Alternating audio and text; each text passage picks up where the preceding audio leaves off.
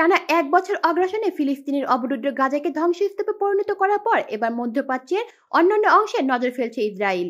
গত এক সপ্তাহের বেশি সময় ধরে লেবানন জুড়ে হামলা চালাচ্ছে দখলদাররা। এর মধ্যে নতুন করেও ইয়েমেনে বড় ধরনের হামলা চালিয়েছে ইসরায়েলের বিমান বাহিনী।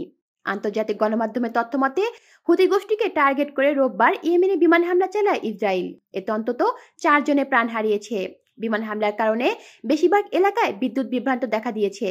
গাজা ইসরায়েলের হামলার প্রতিবাদে গত নভেম্বর থেকে ইসরায়েল ও ইসরায়েলের সংশ্লিষ্ট জাহাজে ড্রোন ও ক্ষেপণাস্ত্র হামলা চালিয়েছে হুতিরা।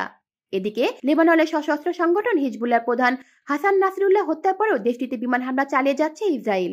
গত ২৪ ঘন্টায় লেবানন জুড়ে ইসরায়েলের বোমা হামলায় আরও অন্তত ১০৫ জন নিহত হয়েছে। দখলদার দেশটির হামলায় এখন পর্যন্ত ৮০০-র বেশি মানুষ নিহত হয়েছে। আহত হয়েছে বহু মানুষ। ইসরায়েল এখন লেবাননে স্থল অভিযানে চালানোর প্রস্তুতি নিচ্ছে।